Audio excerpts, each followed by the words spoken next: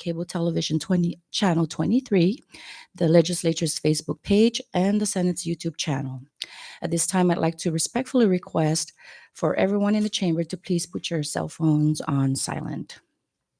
It is my honor to welcome you all this morning. Thank you for joining the Senate Special Committee on CNMI Government's unpaid CUC bills, which was created by the Senate President Edith Longuerero on February 27, 2024, to investigate the unpaid CUC utility bills of the CNMI government, its departments, branches, political subdivisions, and public corporations.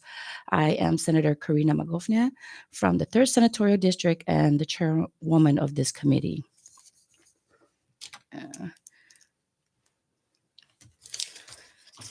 I now call this meeting to order.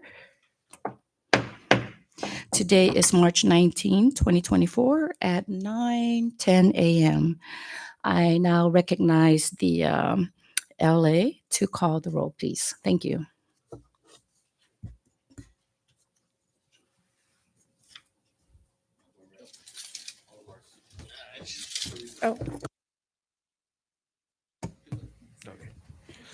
Senator Karina L. Magofnia. Present. Senator Dennis C. Mendiola. Here. Senator Carl R. King Neighbors. Present. Madam Chair, all three members are present. Thank you, LA Macaranes. With 3 members, that constitutes a quorum, so we're able to move forward with today's agenda. I'd also like to recognize the legislative staff who are here to assist us in today's meeting. Our legal counsel, Antoinette Villagomez, legislative assistant Devin Macaranes, our sergeant at arms, Benjamin Terlahi, and our IT, Mr. Jonathan Diaz. At this time, we move down to item 3 of the agenda, the adoption of the agenda. May I request for a motion to adopt today's agenda, please? Motion for the adoption of today's agenda. Second. Thank you. A motion was offered and seconded. All those in favor say aye. All those opposed say nay. Motion carries. The agenda for this morning is hereby adopted. Thank you, members. We now move down to public comment of the agenda. The floor is now open for public comment. If anyone in the gallery wishes to make a comment on today's agenda, please keep your comments relevant to any of the proposed items on the agenda. Thank you. I see that there are none. The public comment portion is now closed. Moving down to item 5 of the agenda, new business.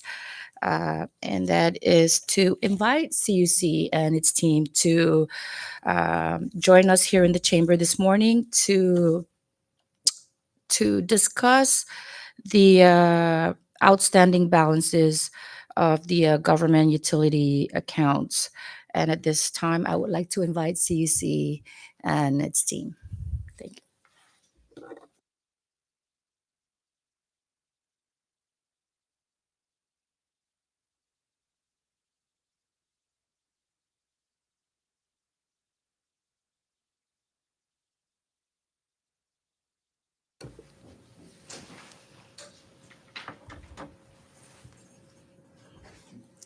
Good morning, CC, Executive Director Betty Terlahi, and to your team. I would like to take this opportunity to thank you for making the time to come in and have a conversation with the members and help us understand the outstanding balances on the government accounts and where we are at this time with regards to reconciliation. So at this time, I would like to open the floor to you to introduce your team and give an opening statement if you have one. Thank you. Thank you, Chairwoman Magofnia and Senators Mendiola and Neighbors. Good morning. We are, this is not a new agenda issue. It's been ongoing every time there's a struggle with the government's revenues.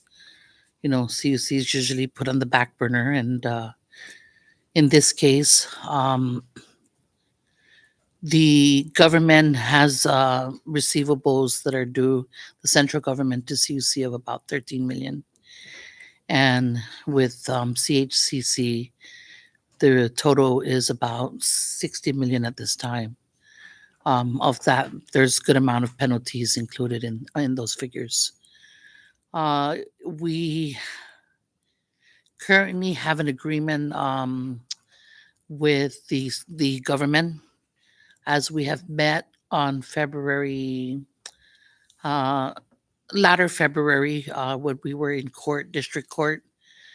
We had a closed door negotiation, and included in that meeting was Department of Justice attorney Elizabeth Loeb, and Department of Environment, EPA, US EPA attorney Janet McNewson, along with the CUC management, and the governor himself was there, and some councils. And we reached an agreement where, for the central government itself, which is the 13 million, we reached an agreement that there needs to be a reconciliation mainly done on the central government side. Um, Tracy, Ms. Norita from Secretary of Finance, is struggling getting also her department secretaries to upload, I think, their billings to the system. So she does not see these billings in the system.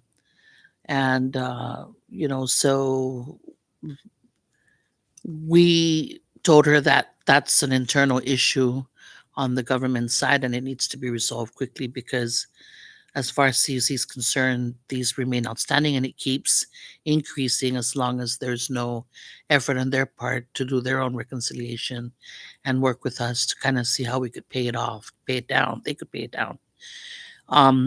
However, Department of Justice did want a commitment and a timeline, and that's what we worked out on that day. Is that something you want me to go into right now, or okay? So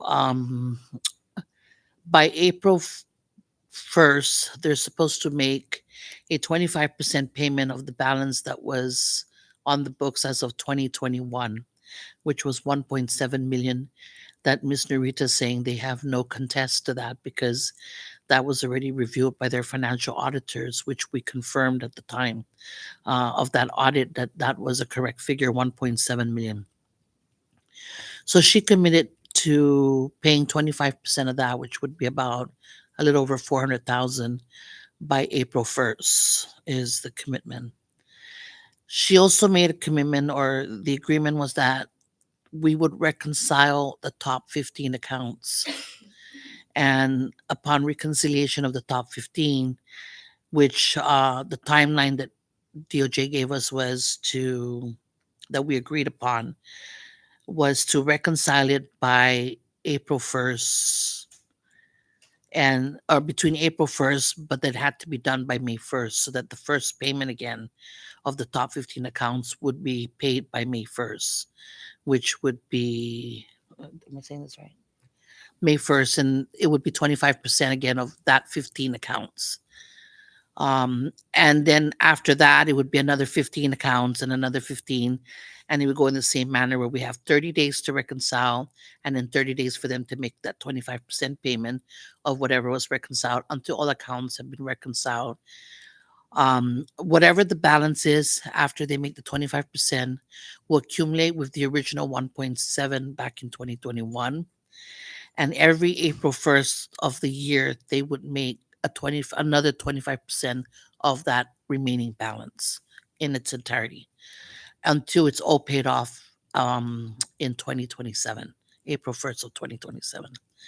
So CUC accepted that agreement that day, and we've done our part and reconciled the top 15 on our side to make sure that all payments that should have gone to the accounts are there, and verify also all payments we receive from finance, because finance has on their books a certain amount of dollars that they've paid, and they believe it paid their utilities. However, we have yet to sit down and show them what our findings are, because in that portion that they claim they paid, that was mostly reimbursements for FEMA, for CIP projects. Some were our ARPA, and so we need to help Miss Narita, I guess, reconcile on her part, because she's struggling also, maybe perhaps trying to figure out what those payments were for.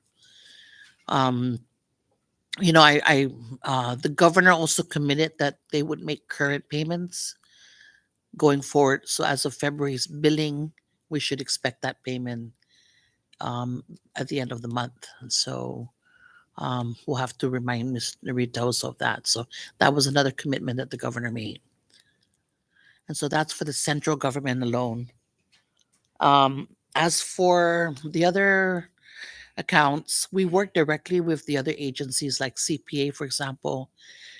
Um, when they have concerns or issues, we work it out with them, and then shortly after that, they'll make some payment. We don't have concerns with the other agencies. PSS pays on time, and other federal programs. The other large account is the CHCC account, and we had signed an MOU, Memorandum of Understanding, with CHCC last year in April, I believe, and we agreed that they would pay their current billing, which was estimated at 525,000 at the time. Now that the fuel rates have gone up, I think there's times where it fell a little short. In any case, when they're a little over, it does not get carried forward. It actually goes to any arrears, which not much of that has happened. So, but they have paid. Um, not on time, but they kind of use their grace period, so but they have yesterday would have been a concern, but they put through yesterday at the end of the day. So with CHCC, that's coming to an expiration, and the MOA was to allow this 1 year period, um, to allow time for CHCC to reevaluate their finances and be able to come up with a solution on how they are going to address the arrears. We have not heard from them, but we do plan to reach out to them this week. In fact, we have a draft proposal already that we want to share with our board before we send it out to CHCC. But we'd like to give them some options and also see how we could help them. Um, they've got some, for example, high water charges, and maybe one of the things that our deputy executive director is.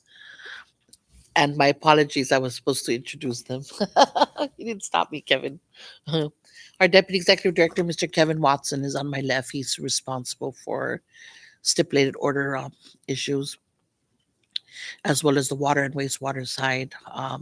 And Mr. Dong Urbano here, Rodolfo Urbano, is our acting CFO.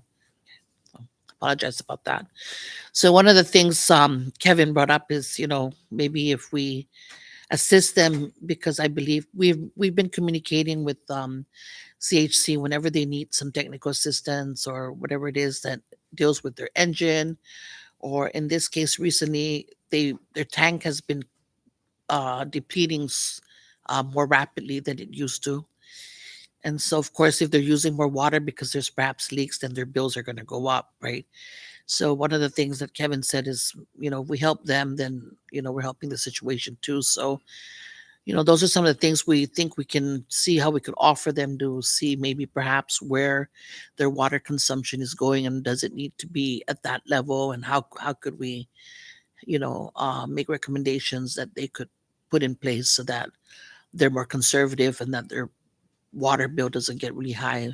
In turn, when your water bill's high, your sewer bills also follows it. So these are some of the things we want to propose to CHCC, but in turn, we'd like a commitment of the arrears. And the federal court, Judge Carter did say he wanted an update within 60 days of the progress we've made with CHCC and the central government in turn. So thank you for allowing me more than a brief summary, but yeah, that's Thank you, Director Terlahi. That was a great start, providing us with those updates thus far. Um, before we proceed, I'd like to recognize our representative from Precinct 1, Representative Vincent Aldon. Thank you for joining us in the gallery. Um, and before we dive into our own line of questions, for the viewing public, I would like to maybe start with establishing an understanding of what CUC's regulations are with regards to, the billing process and how it ends up being like the delinquency stage and where we are now. So, if you would could please start with that. All right. So generally, all customers get a meter when they connect power, and the meter registers the consumption of power, water, and for sewer, it is mirror with your water meter. So kind of like 1 gallon goes in, 1 gallon will go out. The hospital is a little bit different, but maybe I could go there after I've done the general. And so the meter readers get the reading around the same time every month. It's a 28 to 32-day window. And when the readings come into back to the compound, we have staff that upload it to the system, and the system would flag what's high, what's low, what are issue, and the staff tediously review these readings and then upload it into the system, and then the system would do its calculations, and every month the bill would come out based on those readings. Then the bill goes to the customer, and so if it's dated today, for example, then it gets mailed today, and the customer has 15 days from the bill date. So the bills are due upon issuance. So when I bill today, they're due today, but we give you a 15-day grace period to make that payment. Yes, 15 calendar days. And it's due today primarily because it's services that were already rendered. And so in 15 days, your bill gets due. And if you don't make that payment on the 15th day, then a delinquency or disconnect notice goes out after that. The notice goes out to remind, that you still have another 30 days before you get disconnected. So it's like another 30-day grace for residentials. So that's a 45-day window for residentials. For commercials, it's 30 days. So on the 16th day, they get another 15 days to pay, 14 days to pay.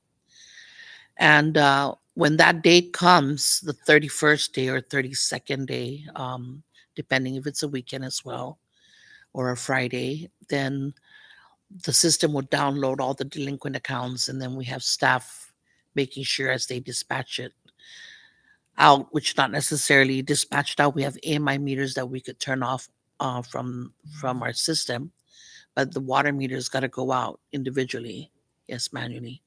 So although we're getting into the AMI for water too, so we've got a pilot project ongoing for that right now.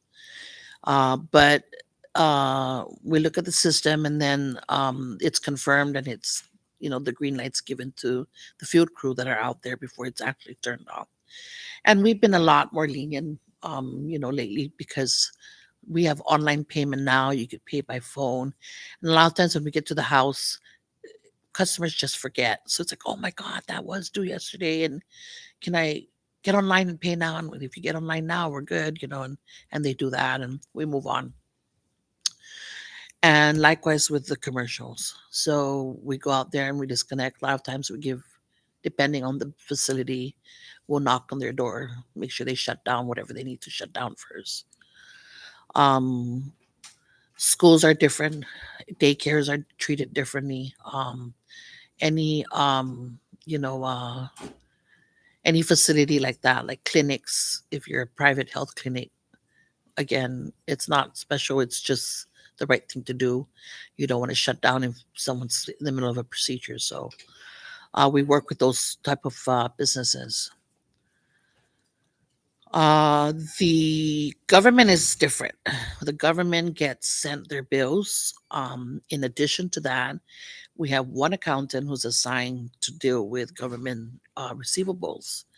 So she downloads all the billings on her side every month, puts it in a nice spreadsheet, has all the accounts listed. She does it by aging.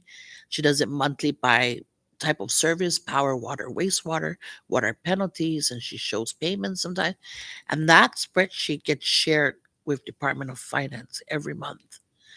It's something we do to help finance review the accounts versus waiting for the invoices to come in or whatever it is.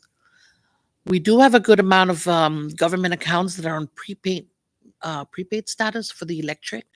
So, you know, that has helped the receivables stay lower. I mean, 13 million is still a lot, but it could be worse. And the governor, on the day we met at the court, he has instructed that if there's still accounts out there that are not on prepaid, that we proceed to put them on prepaid. So when they're on postpaid right now, they're kind of like, yeah, but it's hard to get our payment out, and we're saying you got to deal with finance on that, or but we have orders to put you on prepaid. So I think the prepaid system is good in this case. Unfortunately, the water is not. We're not ready for the water, but in a nutshell, that's how the billings get to the customer, and the CUC then receives payments, and that goes back into the general fund to pay for operations. And so, uh, did I miss anything? No. Okay. At one point, I want to add in is that we used to give courtesy notices to customers way back, and it was very helpful in the beginning, but it started to become a pattern for just a handful. What I mean is, um, a lot of times when we call, they're like, "Oh yeah, we're gonna pay. We're gonna pay tomorrow." But what it is the minute we call, we see a flock now of people lining up to file an extension. You know, and it's the same group, and so it takes a lot of resources to have to do that. And so we made a decision to give them like 3 months more of courtesy calls, letting them know that we were going to discontinue within 3 months, and they'd have to find another way to remind themselves. And so we've put that out a good over a year already. So just want to point that out. Okay. Thank you. Thank you, Director. That was a great starting point. So just so that I understand, there are variations sort of in the way the customer type is treated, right? So between residential, commercial, and government, um, there's a variance in how CUC handles accounts that are delinquent. Does the regulation allow for that type of flexibility? And what I'm referring to is, you mentioned earlier, like the schools. I totally understand the hospital, daycares, businesses of those type. Like, does the CUC regulation allow for that kind of flexibility, or is it just a discretionary call on CUC's management? To allow the businesses that grace additional time to pay. With the regulation says if they don't pay, we disconnect services. So it doesn't allow for it doesn't state any variances. Okay. With regards to daycares and school, it's more of a safety concern. And so we use our discretion to say, and it's not like we give them grace additional. Okay. We let them know so that they can contact parents to pick up their kids, I see. or because it becomes a sanitary issue if the water shuts off. And Mm-hmm. so what we do is we give them, like, we're going to shut down, and usually they'll say we'll pay now, or oh my gosh, we need to make arrangements first because we've got babies in the room, or something like that. Again, with schools, it would be the same thing, but we don't have any issues with school unless they're small private schools. And in that case, we do come back. We'll say, okay, we'll give you to the end of the day. So it's giving them a few hours, and Okay. we do go back and carry out if we have to. Yes.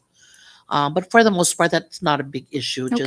Just it's something we train our staff that be mindful if they're a hospital or they're daycare or a school, that there is some humanitarian or sanitation Yes. issues. Yeah. With the government, it should be treated the same way we treat our residentials and our commercial. You know, and I mean, I find myself caught in the middle because I can understand from the perspective of regulations and saying the government must be shut down too.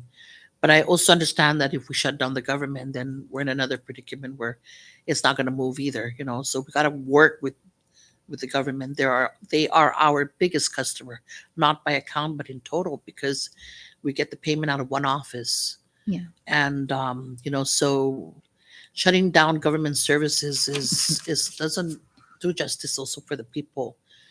I know that a lot of people get frustrated and angry and say, you cut my power, why can't you cut the government's? And I hear that as a residential customer.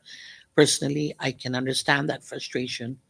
But from the inside, I could see that when we shut down government services, that's a bigger can be a bigger issue for the community. And so, when if that decision has to be made, we identify what are critical, what are non-essential accounts that doesn't require to stay on, considering safety and welfare and health of the people. So if we have to do that, we'll start with those accounts until the payment comes in. But this is what it is now. It's 13 million. Yeah. Miss Narita had asked us to give her some time in the beginning because the accounts were current up to about 2021, and then 2022. How old is that agent?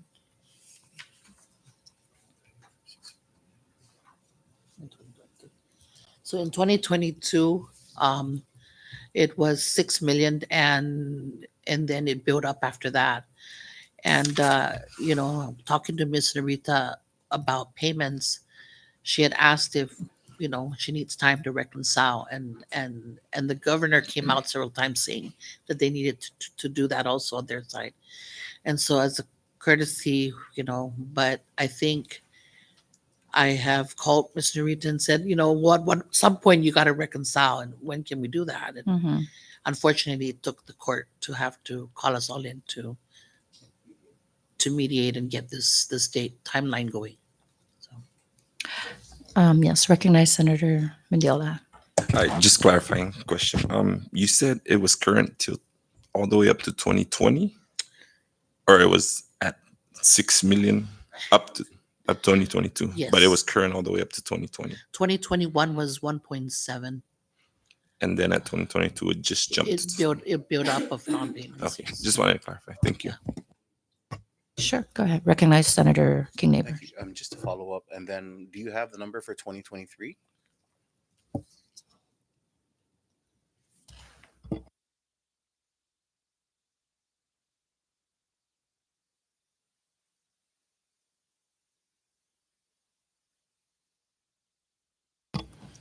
In 2023, it went from 6 to 11.3, so that's about an additional 5.3 million of unpaid charges. They do make payments, especially the federal programs. They pay their accounts, so um, but it's the local fund accounts that yes have issues. Thank you, Madam Chair. So I had a question, and if it is a sensitive topic, please just allow just let us know, and we'll respect the fact that you can't answer if it's under some kind of. But with regards to finance and their understanding of their billings, could you give this committee an understanding of how far finance feels like? What is the gap between what finance feels they owe and what CUC, because we're at 13 some million currently. So what does finance believe they owe under currently, which was under dispute? Um, with all due respect to Miss Narita, I mean, we kind of disagreed to on how they take up their payables, because she had pointed out that they only owed about 333,000 or something like that for this fiscal for yeah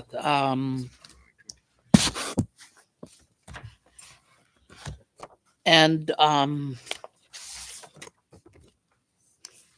in 2023, and in 2024 they had 414. So after having the conversation with her, I realized that what she was telling me was that those are the only invoices that have been uploaded to the Munis system. And she was persistent that she only owed us 333. And I said, I think you need to help me help you, I mean, kind of like, I said, just because it's not in the Munis doesn't mean you don't have the liability. And I said, so, the and I think it would be better for her to explain her position in this, but she also talked about how she needed to get appropriations to pay the arrears. And I, I differ. I think it's already been expensed and it's budgeted in the past. So um, she talked about having 1 million for arrears. I don't know what the figures are, but I told her that she needed to get a system in place to get the invoices into the system, because otherwise, if they lose power and water, she can't come and say, well, they're not in the system, right? And so, That's not a valid answer. yeah. And Yeah. the governor said, no, we're going to have a meeting and they're going to talk about this because the secretaries need to get their billings in. So we send at the instructions of finance, maybe perhaps not Ms. Narita, but in the past, is give the departments their billings because they're responsible for their billings, and have them certify it and forward it up to finance with the requisition, is what it's called. And then that gets processed at finance for payment. So uh, I don't know what the system is now, but they're not getting into the system. I guess Munis is supposed to be where you don't now send a requisition, it's all electronic.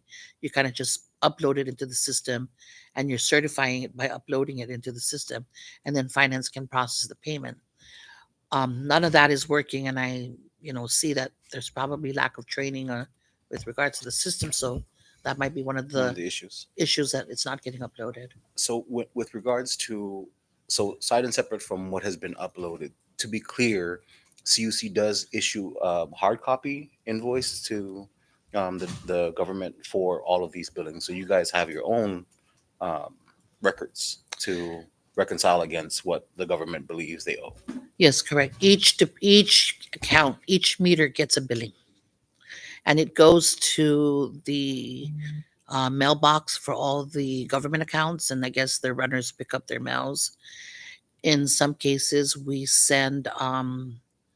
even send copies to finance. But every month around the same time, finance gets a summary of each billing. All 400 accounts, how many accounts?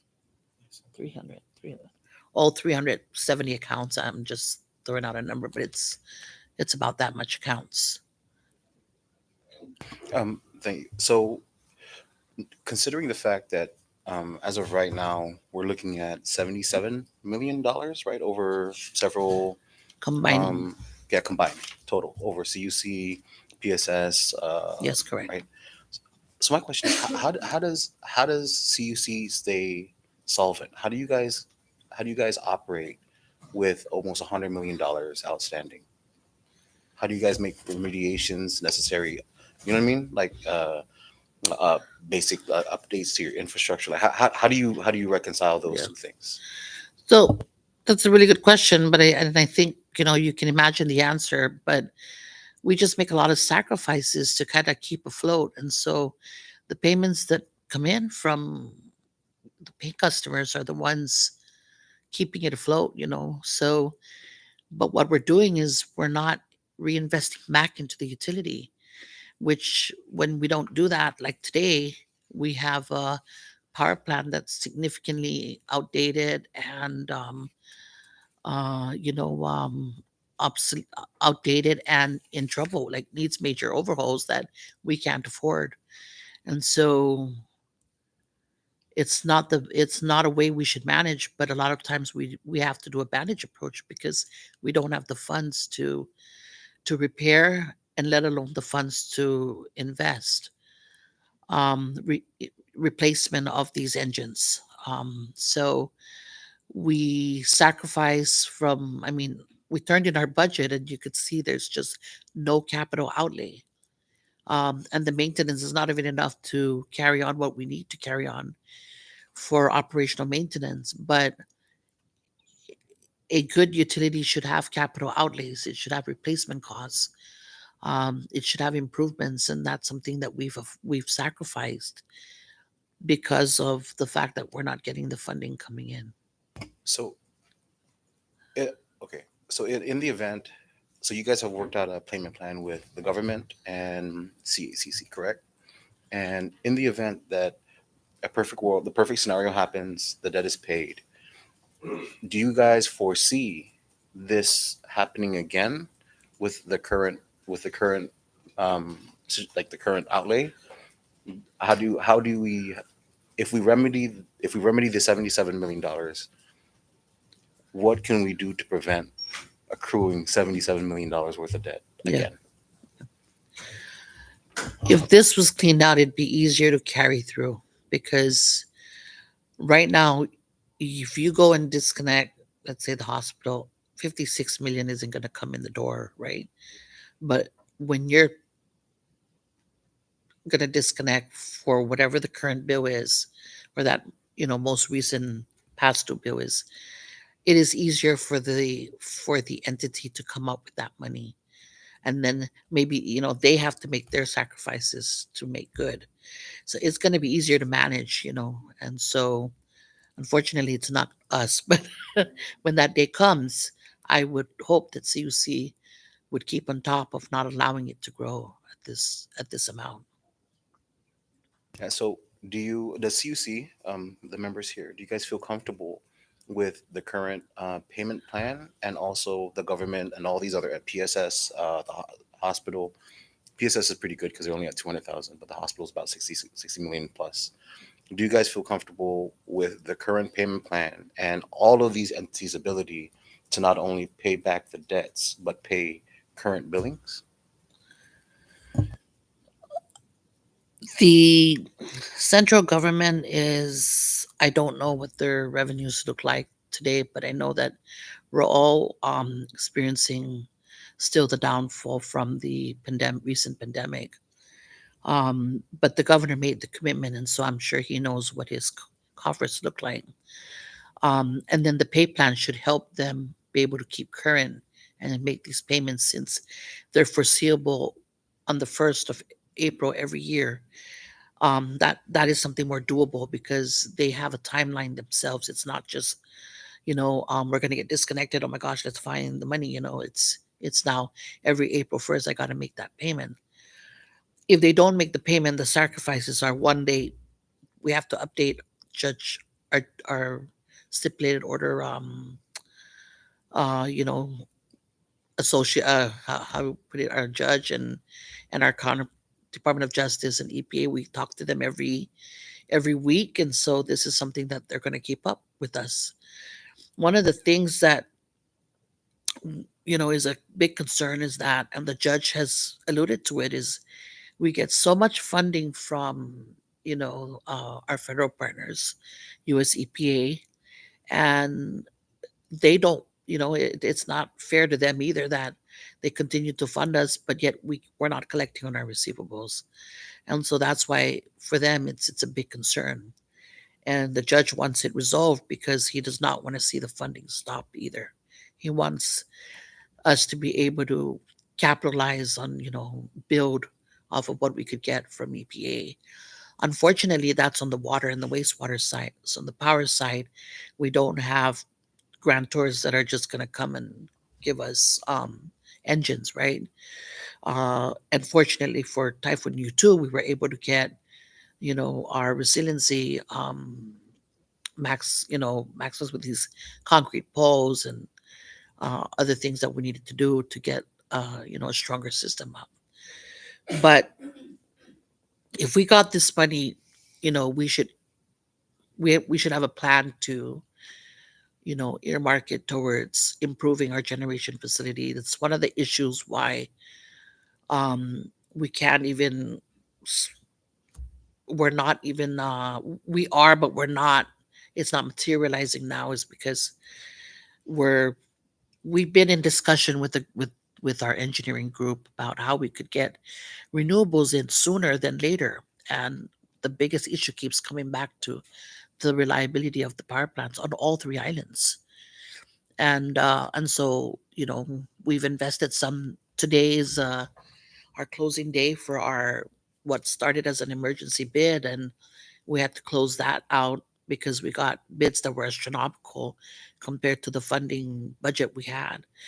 And so today's the closing date, and I'm hoping that we get some good responses, and that way that would give us some stability, and then we can now start going back to the drawing board on how we want to do, how we want to bring in renewable. So that's definitely going to happen.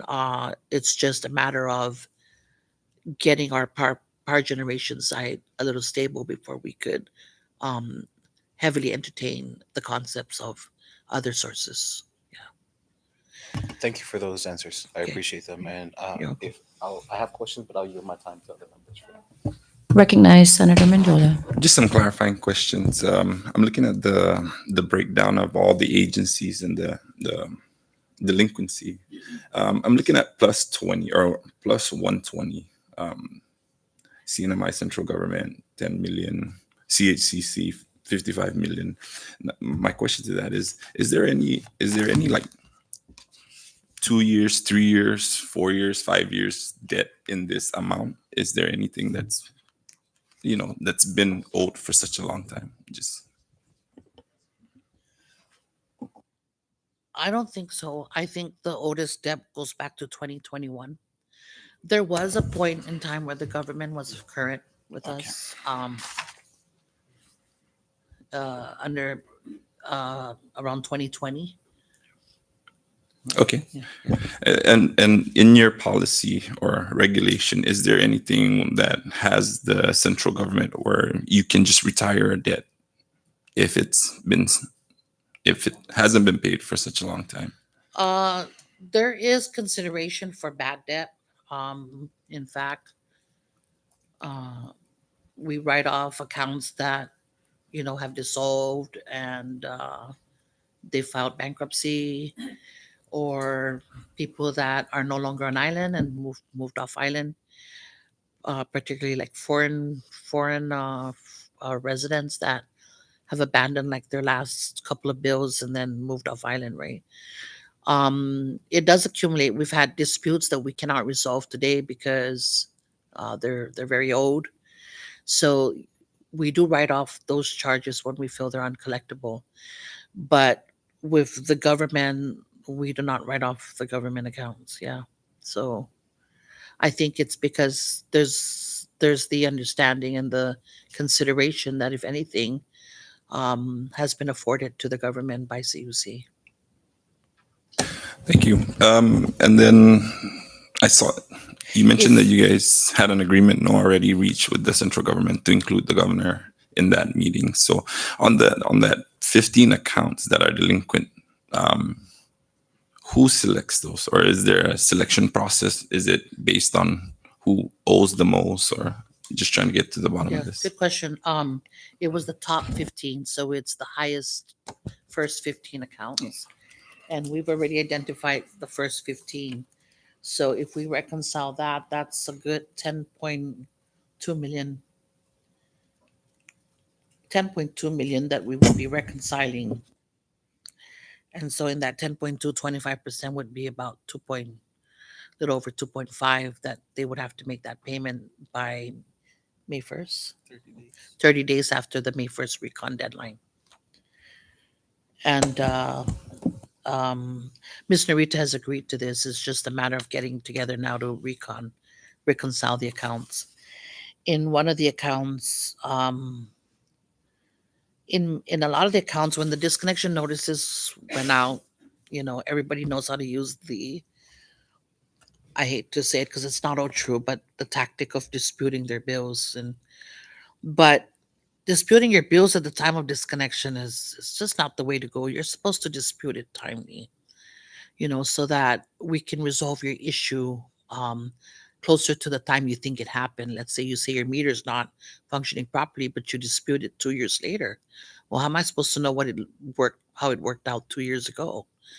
And that was kind of like, what happened, went out and everybody was disputing. And so it took, again, a lot of resources on CUC's part to have to put a group together and go to each facility and see what's going on, and meet with the folks from the departments to come to the bottom line that there's nothing wrong with the meter or there's a big leak at your facility, to be able to ascertain that the numbers we build you are not incorrect, that we build you properly. It's just that you had a leak for 2 years and you didn't resolve it, right? So these are some of the things that it's reactive on their part. And I think the whole government has to be a little bit more responsible with their consumption, because it hurts CUC, but it hurts them more, both ways. Uh, it takes away from their budget, and then in us, we don't get our payment. And it's a lot of waste. If it's leaks, we're wasting chlorine. It causes low water pressure, or no water for residents around the area. And so I don't know how to to encourage departments to take ownership of their consumption, and be mindful of it. I know a lot of people go home, they don't turn off their monitors or their air conditioning, but it adds up. And at the end of the day, when they can't pay, we're thinking, well, who was using your monitor 24 hours? Or your in one case, we recommended one agency who kept disputing their water, and we said, you have a faucet outside your facility, and it's right by the driveway. So maybe someone comes at night and, you know, gets water on a container. And so they said, okay, so they removed it. And surely their water bill went down, but you're responsible for the outlets and you're responsible for what goes on at your own facility, because we provide the services. You have to make sure that you're the only one using it, things like that. So, these are just some of the pointers that I think other agencies can do to help, lower their consumption. If they can't afford it, then it's not within their means, and they can definitely lower down their consumption. So, Thank you for that. I yield for now. Thank you, Senator, and thank you, Director, for providing us some um, information to help us better understand some of the circumstances that are happening right within our own government facilities. I do have some clarifying and follow-up questions, if I may. But before I start on them, can I just request in advance, before I forget, if we certainly appreciate the supporting documents that you had submitted to the Senate President, and what I'm referring to is the accounts receivable aging, right? And I do appreciate that you broke it down in the top, like the top five government agencies, and break them down by by by aging. The committee would like to request if we can, respectfully request if we can, CC can further break it down by fiscal year, so that we can have a snapshot of what the arrears are per fiscal year. I know that you had already mentioned that it kind of they were current up to fiscal year 2020. So I would assume that there's not that much to work to do to just kind of put them by fiscal year. We would also like to request that if CUC can break it down by by utility service, right? So like power, water, and wastewater, and take it further and also break it down by principal and then whatever the late and penalty fees are, so that we can really see the details of what the bill is composed of. That would be greatly appreciated. CC also provided the Senate President with the details of the accounts, and it's quite voluminous. So either CUC kind of summarizes it for us, right? Just kind of by department or agency would be great, because we already have the details. Or if it's possible to share the spreadsheet that you guys worked off with our fiscal analyst. And I'm so sorry, Dave, I completely forgot to uh, acknowledge you earlier. Um, Mr. David Dimapon, our fiscal analyst, is also joining us in this meeting. So I do apologize, Mr. Dimapon. So, before we move on to the clarifying question, if we could just request for a more high level summary, because we now have the details of it. And if not, then if CUC is able to provide Mr. Dimapong with the spreadsheet, then he can summarize that for us, whichever is more convenient for CUC. Okay. Now,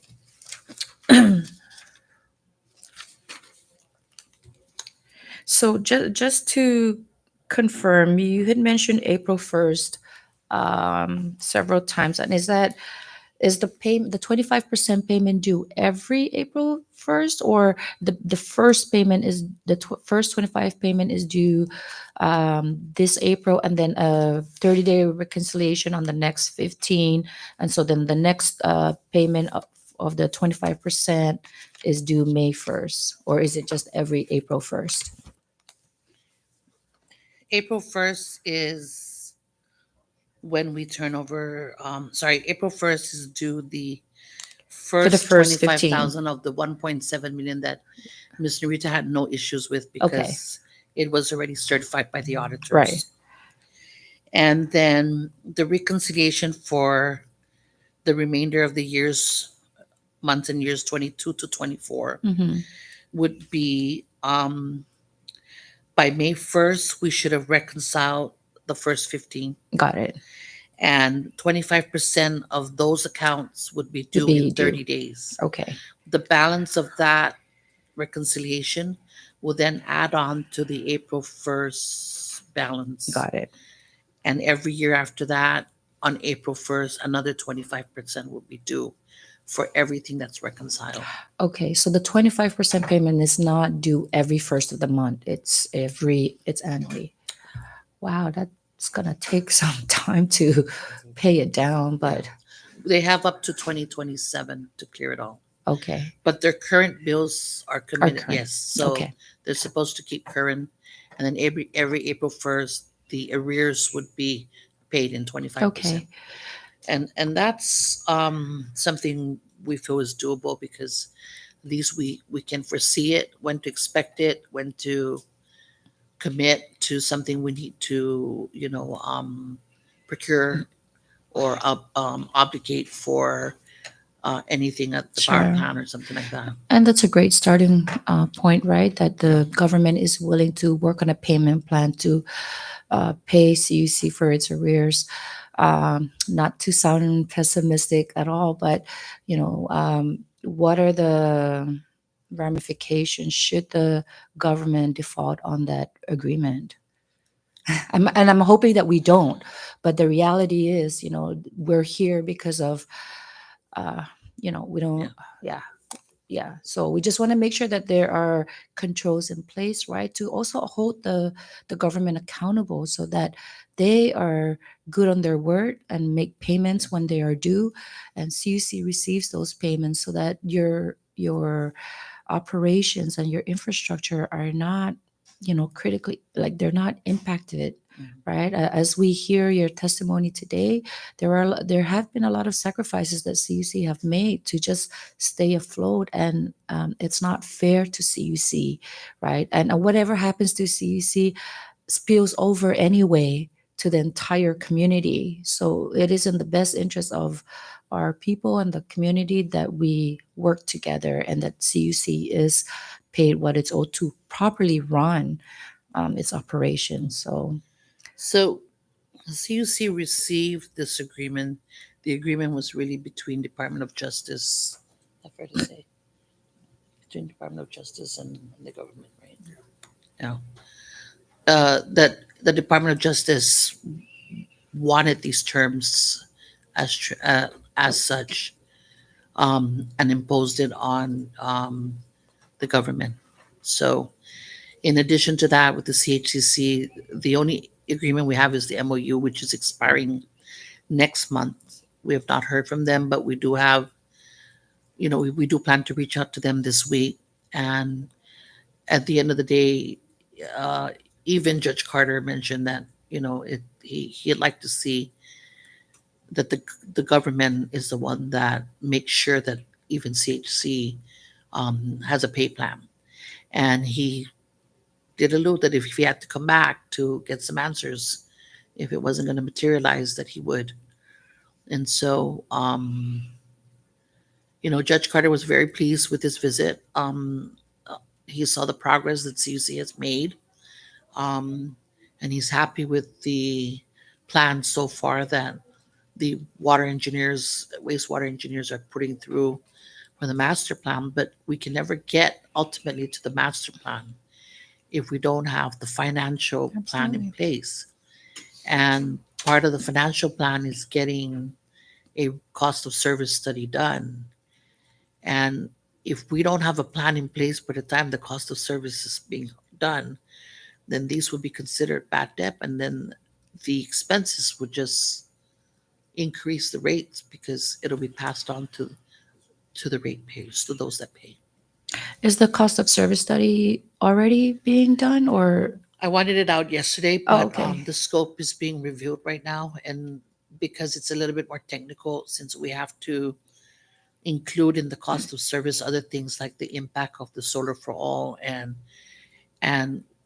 we have a huge spreadsheet of things we need to do to get to renewable, and all of these items will need to be embedded into the cost of service. So the cost of service will have to take a look at three different things, and then where are we at when we do implement renewable? What's that going to do for CUC? Mhm. Because what we want to do is try to reduce the rate, by implementing these. I mean, we don't want to go renewable if it's not going to reduce the rates, right? So, although renewable can be implemented for other reasons like, environmental, but for CUC, the intent to bring renewable on sooner is to see how we could defray the cost of fuel, Yes. which is what's hurting our customers. Yes. But if even if the fuel goes down, if the non-fuel goes up because of um, unnecessary expenditures on our books, then it has to be full cost recovery. We'll never be able to fund whatever we need to fund to keep that system running effectively. And so it is concerning if we go into renewable and then we can't make payments Sure. because we have situations like this. So hopefully we ink an agreement with CHC as well. That's my hope. Other than that, if we don't, then the cost of service study may have to factor in the Okay. losses that we have. Yeah. So I'm just curious, talking about fuel, if CUC was to purchase, brand new generators and make the improvements there, would that help reduce the surcharge, right, on the customer's billing? It would if the engines are more efficient than what we have right now. Mhm. Although our engines are pretty old, they're still running efficient. Not as efficient as some of the newer ones out there, Mhm. but they're still running efficient. Like they're still more efficient than Sure. some of the smaller engines we have. But the cost to keep them running is what's high. The overalls, the parts, Right. and so. But if we do replace them with more efficient engines, Mhm. then the savings would be passed on definitely to the Okay. consumer. Yeah. Okay. Any plans CUC that CUC has, or maybe working in collaboration with the grants office to try and um, get you guys some funding assistance to procure, newer engines? We have been searching, and I think we've been talking about it even with the governor. Okay. I don't know of any grants to just that would allow us to just purchase an engine. Maybe because the engines are related to revenue on CUC side, so Okay. it's not something. But we have looked at loans under the LPO, under the IR. What is it? The IRA, the IRL. And we've done consultation with them. At the end of the day, they want to see the master plan, and so Yeah. that's why the cost of service is a priority for us right now. Got it. The master plan for water and wastewater would be part of that, but that's almost there. The master plan for water wastewater is they get good funding from EPA, so some of the things that they need to do are carrying out quicker than if we didn't have EPA support on that. Okay. Um, so any support for grants on the power side would be more on the renewable side, and so with the engines, maybe on the emissions, we could get something for emission Okay. control. But we'd have to prove that in that whatever engine we're going to buy is going to let out less emission than what we have right Sure. now. So uh, we're still looking into it. We have been talking to Department of Energy. In fact, I think they want to have. I just got word yesterday that you know Department of Energy wants to set up a meeting again to discuss further how they could assist with the master plan as well. So these are good things that are happening. I just wish they were happening a lot quicker than the way it's going right now. Okay, great. Thank you. You had mentioned about the Solar for All program, which I understand that the grants office is planning to start implementation or installation as early as this summer, I believe July or August, and they're going to start off with Rhoda. And I just wanted to kind of throw this out there and see if there are any concerns from CUC with regards. You mentioned about the grid, the stability of the grid, and whether or not an assessment of some sort has been conducted to ensure that when these installations of solar panels are completed and um, what impact would that have on CUC and its grid, and would it cause any instability? We want to make sure that we kind of address all those concerns before we just roll it out, right? So I don't know where things stand between CUC and OGM. I'm hoping that there's an open communication between the two entities, to ensure that OGM is also getting feedback from CUC to ensure that their project is successful, as well as CUC. So I don't know if that communication has gone to CUC yet, but that's definitely a conversation that we've been having. And I believe PUTC had a meeting with OGM last week, right, to kind of talk about the Solar for All program.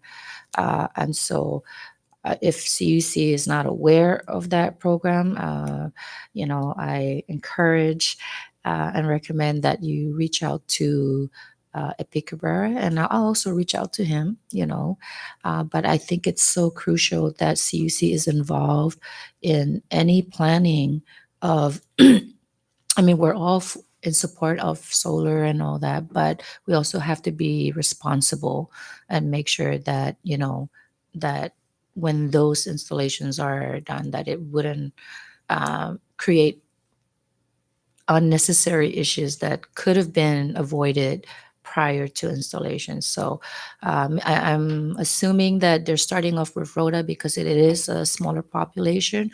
But as you have stated earlier too, that even the island of Rhoda and Tinian are not in the greatest condition when it comes to infrastructure, right? The power plant. So just sharing that.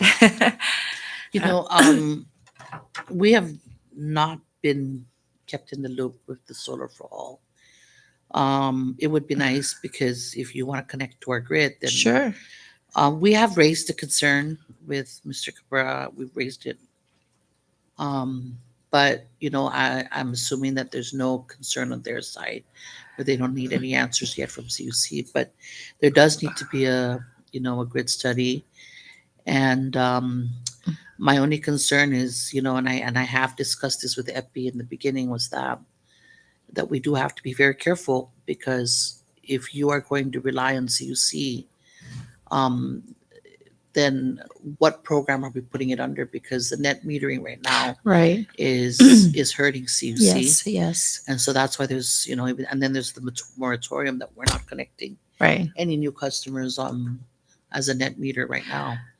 Um, and he has his ideas, like, it's the excess usage will not be credited to the account. And in fact, it's going to dissipate. And I'm concerned about that. Why would we want to waste good energy? Why not let it go back into the grid? It's like, well, because you're going to sell it, and all that. What does it matter? If you're going to dissipate it, why waste it? That can help at the end of the day other customers who are paying, who are on the grid, because then it still reduces the fuel consumption, because you've got energy in the system. But there's a disconnect between that program, and CUC is not in the loop, kept in the loop. Okay. Well. And if they want to run a program that requires CUC to be their backup, then they need to present what their plan is. If I go there, I just get piecemeal, and I'm not getting much answers about it. So, Okay. and then there's a concern also of the power plant, because the power plant's going to run and still burn fuel for what would be the remaining base load for that would require the engines to run. Right. There's a lot of questions. I think we haven't sat down, but maybe perhaps Mr. Cabrera doesn't think it's time yet to discuss that. But I have raised these concerns with him, and I told him that you're going to raise the rates also for the non-solar customers. And so there's questions like, and if they're going to require to be on the grid, then there needs to be a standby charge, because whenever the cloud goes over the, Yes. Rhoda's not a big island, neither is Saipan, and you've got a huge cloud come over, will the engine be capable of now picking up the load? I mean, these are the things that we need to make sure is going to happen, so that it doesn't take down the whole power plant, and then now the whole island doesn't have Right. power. Right. And this is why I bring this up, right? Because it's so important that CUC and OGM communicates, and to be able to, lay everything out on the table and make sure every issue that may arise is addressed, and there's a game plan to do that. So I would definitely reach out to Mr. Cabrera and encourage him to please start the dialogue with CUC, and include CUC in their plans, if that is still the plan, because there are some variations to whether or not to the money that they are getting for the solar for all program. I mean, there's this hydrogen renewable energy that came and did a presentation for both the House and the Senate. And, I personally haven't had a chance to sit down with the administration to have further discussion, about that technology, and whether or not we should divert our efforts to from the solar panels to maybe considering the hydrogen renewable energy technology, or maybe a combination of both. But how to better leverage that money that we are about to receive. It's a significant amount of money. It's close, I believe, Epi said somewhere between 25 to 80 million dollars, which is a lot, right? And so I think with the limited resources that we have to leverage that and see how we can better utilize it, but also in the process include the stakeholders who will play a key role in how all of this is going to get rolled out and its successes. So that was the latest information that I have as of today, but who knows, things change on a daily basis. But I just wanted to share that with CUC, that there is that conversation that's going on out there. Um, you, Going back to the reconciliation, you had stated that CUC has already identified 15 of those top 15 accounts, right?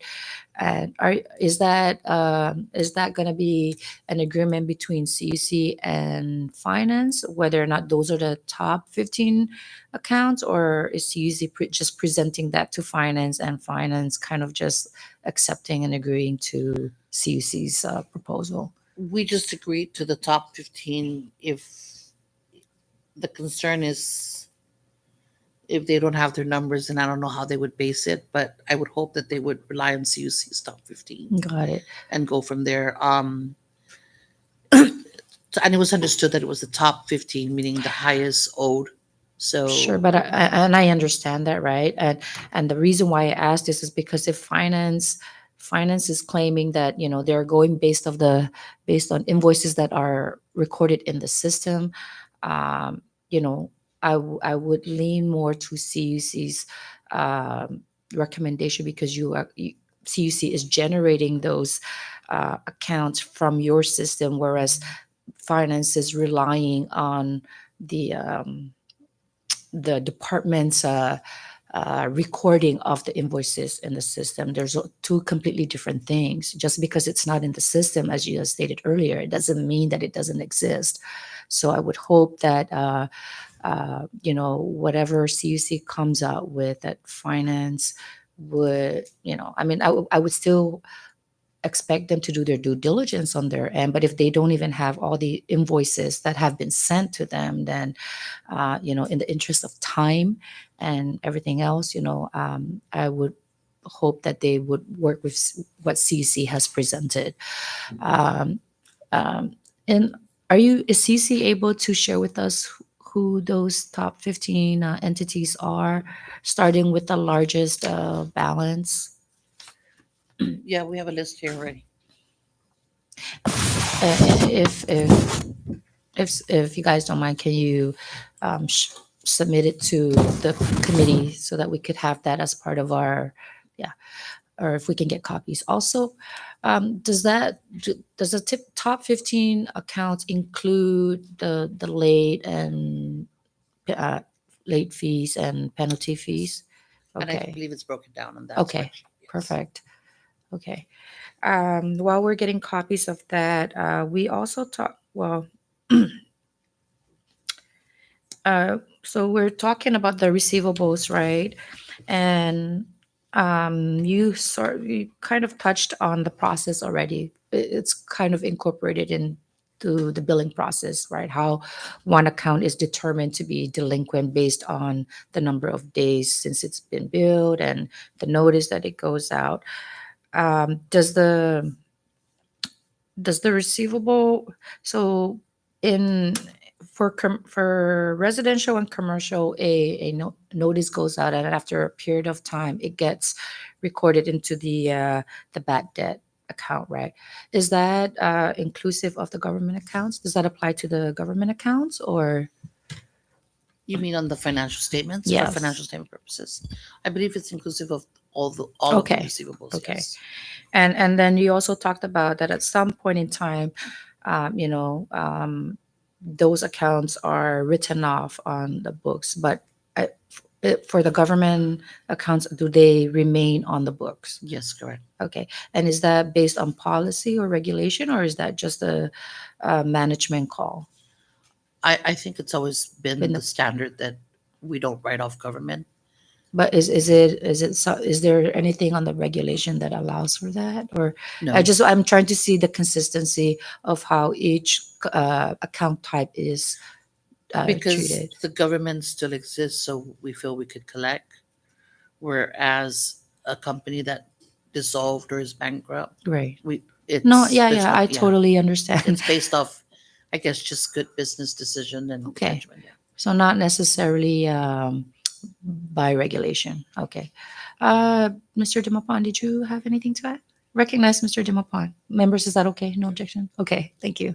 Thank you, Chair. I just want to clarify because in the CNMI single audit report, for example, FY 2021, the latest from CUC, when we see the analysis on the allowance and the outstanding receivables, including commercial, residential, and government, and you look at the allowance today, it's a cumulative total deduction that applies to all of those categories. So it's not specifically identified in the audit report that the government is not affected under the allowance deduction. So I just want to emphasize that.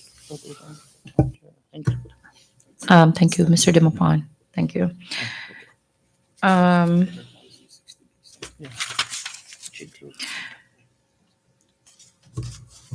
I mean, I think this is a great starting point for us to have this dialogue with CUC. Oh, did you have any? Oh, recognize Senator Mendiola. Thank you, Chair. Just wanted, so we keep talking about this agreement, and it's kind of a shame that DOJ has to come in and kind of tell us that, hey, you need to pay your debt. Something that should be a priority to the government, at least, because the sad part about this is that when our constituents or the people who are owe the government, we tend to, or CUC for that matter, we push and we wind up disconnecting.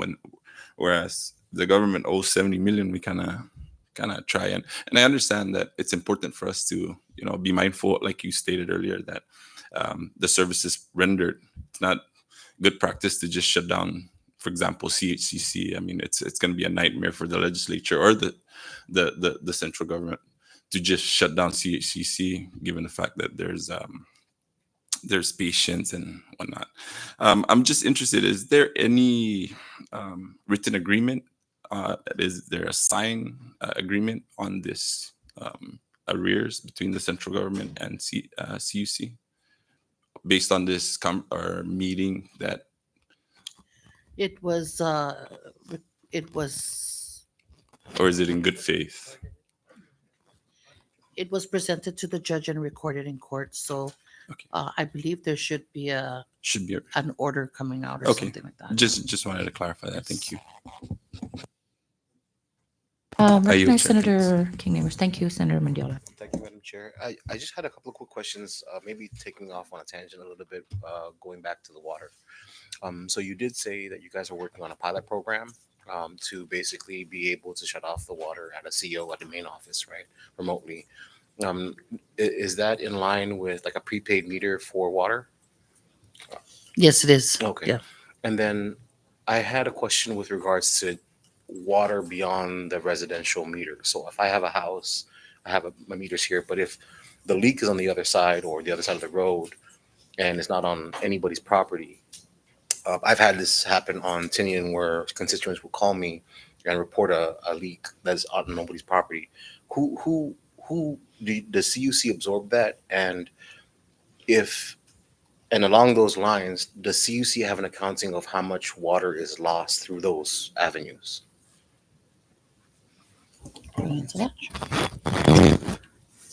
We, when there's a leak that's not metered before the meter, that can only be measured by estimating it based on the volume going out. CUC does not charge anyone for that. That is rolls into our cost of operations. Does that answer your question? Yes, the part of it. And the other part of it was, do you guys have like a estimation of how much, like either percentage or by volume, how much water is lost through the system through various leaks throughout the CNMI infrastructure? Yes, we maintain that, and we're presently doing a water audit uh, to for an annual uh, accounting of water lost.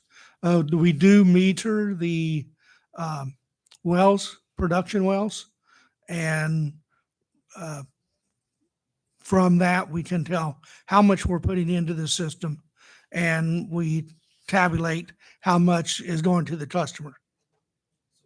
So what would that number represent?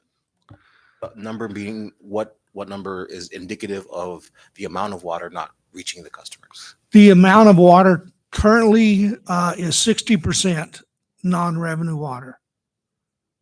That is either going to a customer that is inaccurately measured due to old meters or to leaks or overflow of a reservoir.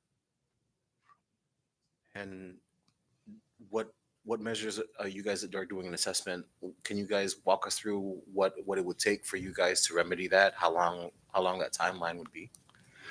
We are steadily decreasing that number by operational best management practices, lowering the level, for instance, in the reservoirs so they don't overflow at night. That may affect the customer by reduced pressure at their homes. Um, we also initiated a leak detection and repair leaks as soon as they're found, as soon as reasonably possible uh, to respond to the leaks. And we are also putting in a new meter accuracy facility, bench test, and a remote tester. That should go in operation in the next 2 months. That will help us determine the accuracy of the meters for the customers and commercial and government. And we can be more proactive in changing out inaccurate meters. Thank you for that. I yield my time, Madam Chair. You wanna- 20% by when? Yeah, that's it. It's 60% right now. It goes 20 up to when? What year? It goes to Recognize Senator Mendola. Thank you, Chair. Just want, because you mentioned about the RFP, right? Roughly closing out this week for ROTAs or today. Yes. So I was just kind of interested because I had a few discussions about this. As a matter of fact, should be a resolution coming to ask the governor to actually consider a plan to enter into an agreement with a private entity that's interested in actually procuring. Is there any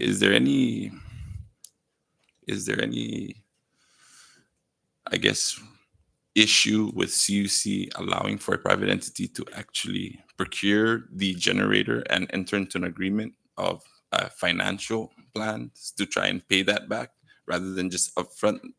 Because I understand that it's $8 million, I believe, right, or something like that. So I'm just interested if there's a way where we can, if an interested private entity is wanting to procure a generator for the island of Rota, but CUC has to sit with this entity to come to agreement in terms of what's the payment plan. How do we resolve this the payment issue? Is there anything preventing us from doing that? No, unless the RFP specifically says that, that it wants to purchase it and buy it out. The reason why we do RFPs is to allow for these proposals to come in with some innovations. If they want to say we'll provide the generator with financing, that can definitely be considered as long as it's in their proposal and submitted timely. But at the end of the day, is what would be the best unit with the right price as well. So we could have something cheap and affordable, but it may not be the best generator, or it's not something that our engineers are going to recommend. And so they're going to look at these specs of the units and compare it with the other bids, and then so at the end of the day, it's not necessarily the lowest bid. It could be even higher, but it's what's going to be best for. The best bid. Yes, yeah. So, and financing can be part of it if that's what they include in it. Yeah. Got you. Thank you. I just wanted to clarify that because so I have spoke to a few that are interested, and I of course we go through the RFP for ensuring the transparency of the agreement and all that. So I just wanted to put that out there, and since you mentioned it earlier, I just wanted to make sure that. And there's a Q&A period during the RFP, so hopefully they asked all those questions. Okay. So that everyone who's bidding sees what the questions are and the answers, and that way it makes it a fair game for everyone. Yeah. Perfect. Thank you. Okay. Appreciate that answer. Thank you, Senator Mendiola. Recognize Senator King Neighbors. Thank you, Madam Chair. Going back to the beginning where you guys had discussed agreement with the government regarding the $13 million payment plan, 25% in April. That $13 million, is that inclusive of all senatorial districts, to your knowledge? Yes, I believe so. Thank you. That'd be- are you- Thank you, Director. Just I forgot to ask. So I know that there's some. You had mentioned earlier that there's some discussion by CUC and the governor to install prepaid meters in some of the government facilities. Correct? Most of the facilities are already with prepaid meters. It's just at one point when we ran out of the prepaid meters, we were installing regular meters. When the prepaid meters came back, we sent it out. We sent our crew back out to replace the meters, to put back prepaid meters on the specific facilities that didn't get any. But unfortunately, the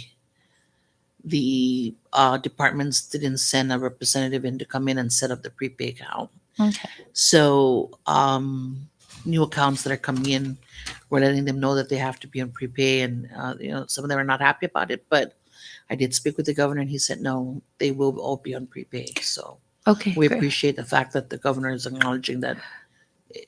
Well, we are happy It's- to hear that because the budget is just around the corner, and the sooner the CUC can install those prepaid meters, the less headache we would have to deal with these kinds of issues, right? So, does CUC have sufficient meters to install? And Yes, for electric we do. Okay. Some of the bigger facilities is a little more complicated. Like one building houses different departments, so it's like who takes the prepay. Okay. And so in that case, we could still put a prepay on it, but we deal with finance on how they want to break that down. But if we could get 95% of the prepay of the government on prepay, dealing with the 5% is almost like, now you could actually monitor that even closer. So it should be, the only thing is the water portion of it is still not on prepay. And in fact, I think the bulk of the receivables might be water and wastewater. So hopefully when the budget comes around, that that the House and the Senate considers that the utility appropriations for utility payments would be very crucial to making sure that the government can keep up with their commitment. Great. Thank you for that update. Members, would like to respectfully ask for your, is it okay, or do you have any objections to Representative Aldon joining us in the chamber to ask some questions relevant to the investigation? Or None for me. no objection? Okay. I just asked that when we want to come down to your house, you allow us the opportunity as well. Okay. CUC, is that okay? It's relevant to the topic at hand that we are here to discuss. And okay, so Representative Adan, please join us in the chamber. And I just would like to ask that you that we conduct ourselves respectfully, as always. But just a reminder, because we have had some instances where it kind of got a hand. So I just want to make sure that we are conducting ourselves accordingly, and we're here to gather important information from CUC so that we can address the issues that's in front of us. Thank you. So welcome, Representative Adan. Thank you, Madam Chair, and special committee members for allowing me to participate in your uh, special committee to ask questions about the arrears. That is very, very important for all of us, and you know, try to resolve this uncollected billing from CUC. Um, so, with regard to the the hospital's outstanding bill, which is the greatest amount out of all, right? I mean, you could combine the central government and the residential and commercial, and it still falls far shorter than the hospital. When I was talking to the facility manager for CHCC, I found out that water is their greatest consumer, right? That is where they fall in their arrears, right? Correct. With that being said, as a former facility manager myself, I found out that the reason why the water is out of control is because of their RO system. Granted that the RO system technology works, it's how they're using the water.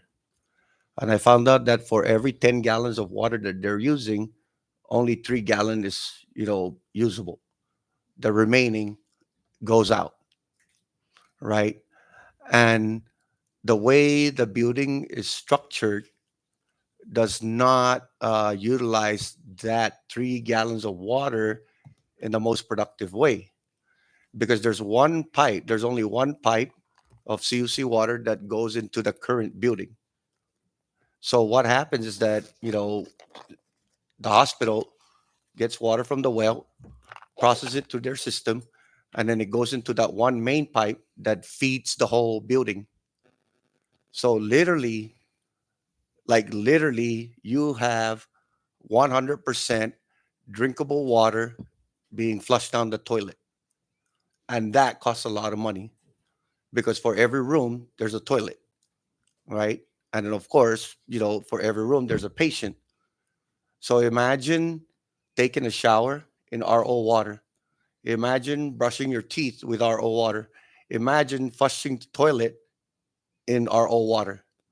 That's literally taking like Saipan ice water and putting it into your toilet. So that's one of the reasons why that the engineering system in the facility is costing CUC a lot of water, right? So it adds on to their costs. So the only way to fix that is to build a new CUC and you know separate the systems. You know what I mean? To make more efficient use of that water so it doesn't go to waste. So that's one of the things that we found out. How are they gonna pay for it? That is beyond me. And when CUC, how much right now does CHCC accumulates on their monthly billing right now for total for their water, wastewater, and with that being said, how much are they paying from the arrears? Thank you. So from what I understand, right, Director, the CHC is paying on their current um, monthly billing, and I guess there is an MOU or an MOA for them to chip away with their arrears. Is that the understanding? With I'm sorry, with CHCC? So yeah, with CHCC, they are making payments on their current monthly bill, Yes. and then there is a separate payment plan for their arrears. There's no payment Oh, plan there's no yet. payment. Yes. Okay, you guys are They working were on, given 1 year under the MOU to come up with the payment plan. and that's coming up due. This, We haven't heard from them, so we okay, are so you're following up this week. okay, Yes. okay. But the question that Repo Don has is how much in arrears? Okay, sorry. We don't have the breakdown.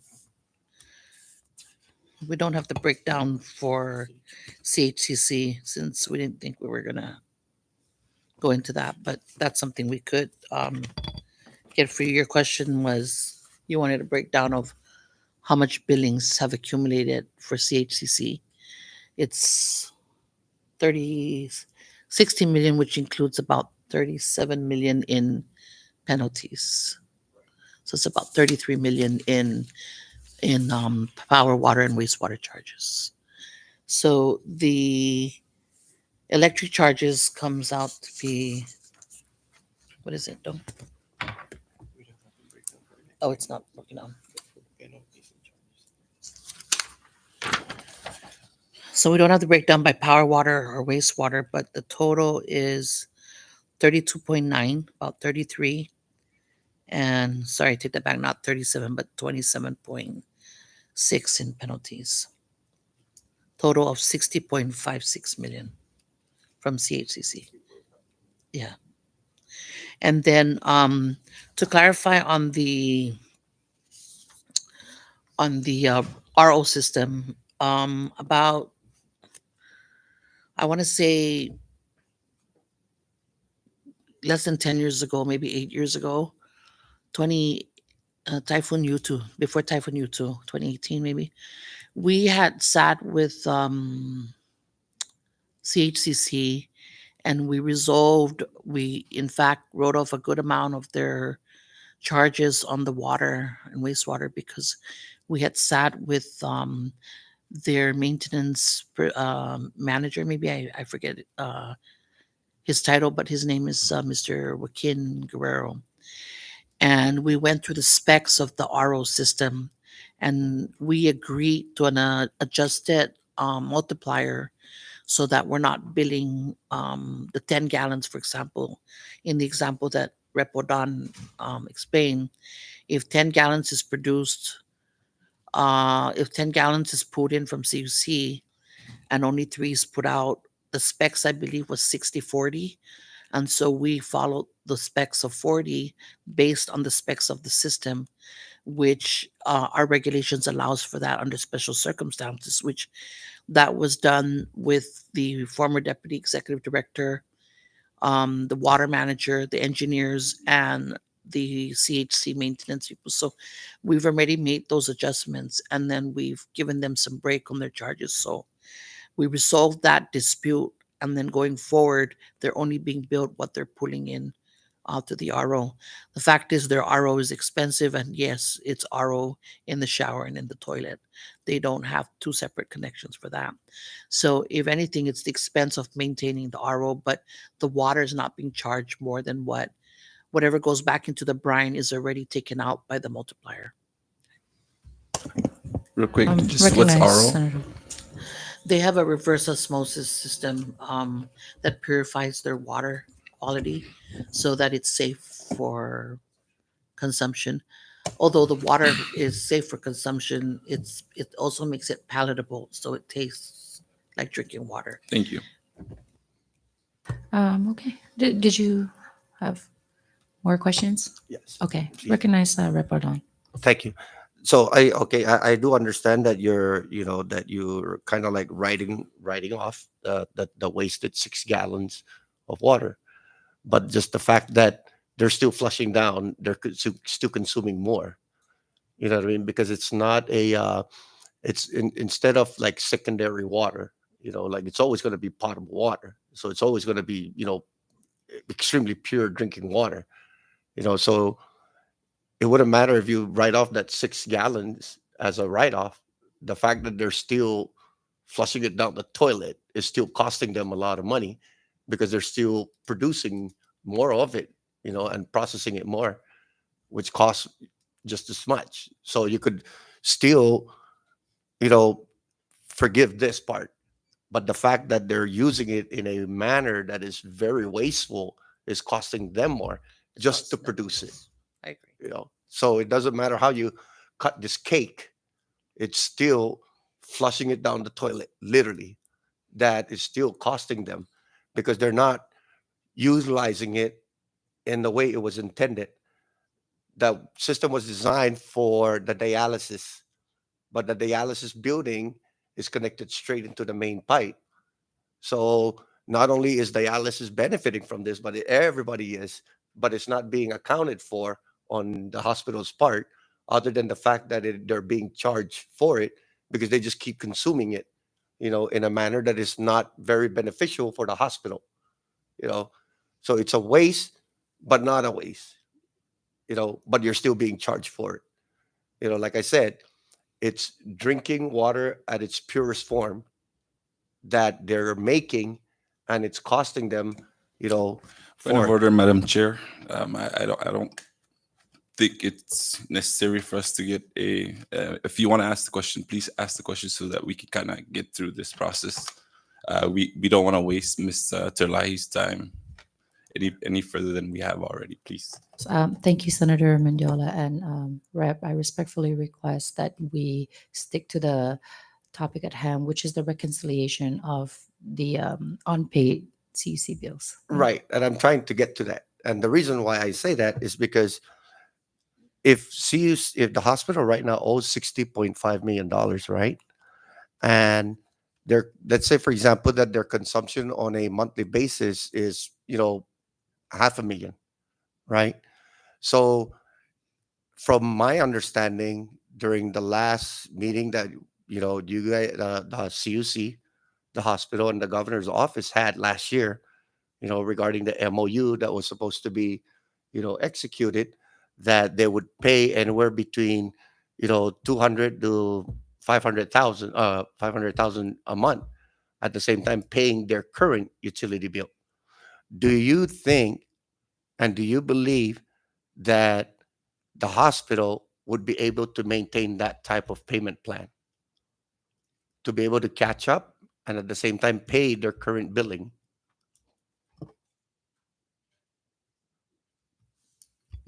Um, Point of order, Madam Chair. I yes, don't think Mr. Lahi is Okay. able to speak on. Okay, guys. So, Rep, respectfully, I would like to allow the director of CUC to have that conversation with CHCC and have them determine what is reasonable and realistic for both parties to come into a payment agreement.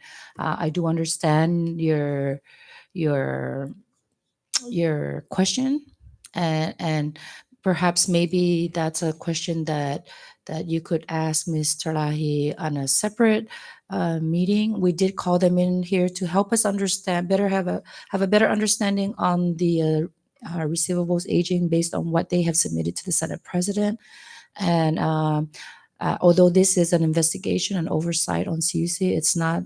I don't want to go off on a tangent and address other issues. I know there's a lot of issues everywhere, but we want to stick to the focus on addressing the unpaid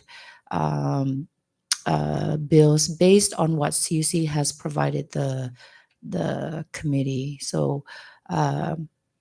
If you don't mind, I respectfully request that we don't entertain that part of your question and allow CUC to have that open dialogue with CHCC and perhaps maybe even the governor himself.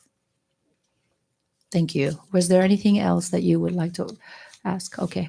At this point, just before I forget, Director, if we could just add to the request of reports, if you could please provide the committee with the unaudited financial statements for fiscal years 2022, 2023, And 2024 for the 4 months ended January 31st, 2024. I would also like to request for copies of CUC's regulation on disconnection, collections, and the write-off. Would the end of the week suffice for CUC to provide the committee with those requests? At the end of the week,